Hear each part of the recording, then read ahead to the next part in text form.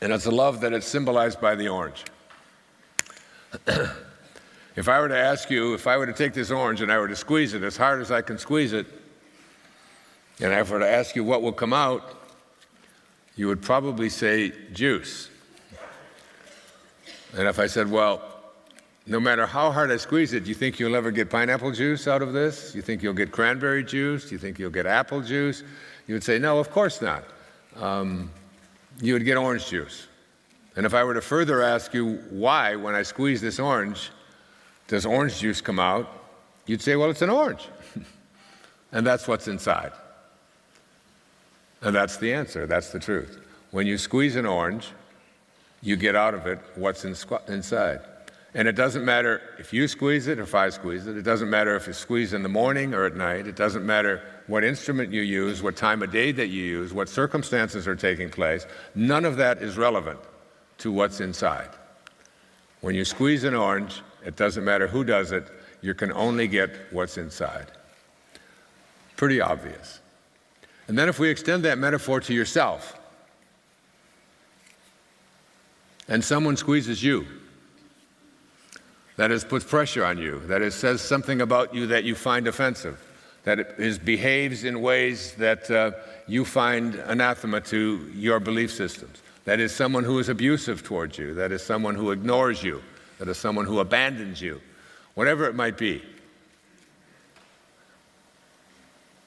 Someone squeezes you, and out of you comes anger, and out of you comes hatred, and out of you comes judgment, criticism, condemnation, fear. Out of you comes all kinds of stuff because you've been squeezed, and you don't want to be squeezed. And you believe, in your heart, somehow you believe that it was the person who squeezed me that caused this to come out of me. Or it was the way they did it, or it was the timing. They had no business doing it that way at that time. That's why I got so angry. That's why I responded with such hatred. That's why I struck back at that person. But the truth of it is, just like the orange, when someone squeezes you and out of you comes anything, it's because that's what's inside. How it got there, why it got there, different question. But what's coming out of you when you are squeezed, when you are found yourself under pressure, is what's inside. And divine love is what this entire seminar is about. Learning to have what's inside come out when you're squeezed, no matter how you're squeezed, no matter who does the squeezing, no matter what time of day the squeezing comes. Because divine love, according to Dr. Dunov, is a love that never changes and a love that never varies.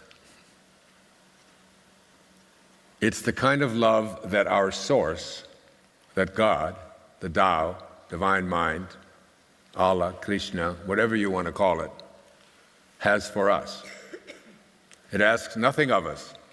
It wants nothing back from us. It's a love that's unconditional. Hafiz, the great Persian poet, put it this way: even after all this time, the sun never says to the earth, "You owe me." Just think what a love like that can do. It lights up the whole world. A love that is unconditional. And I aspire to it. I don't always get it. I told you the story of myself in Turkey, and I still, just even a few days ago, remember being in a restaurant in one of the cities that I was in. I think it was in Sydney, and I'm gluten-free, and I asked for a gluten-free menu, but there was something on the other menu that I thought if they could convert some of this and put it on that way and do it that way, then perhaps that would be the meal that I could get. Yeah, it was at Beppy's in Sydney. And I was just for an instant short with this waiter, saying, "But I want it this way." That's not divine love. Even though he was very kind and he just, but that immediate thing, and I caught myself, and I stopped myself, And I said to him, excuse me, I didn't really mean that at all, you know. And I changed it, I caught it, because that's what I'm in the process of doing all the time, is getting to a place, the place where Jesus was, where it wouldn't make any difference what was said.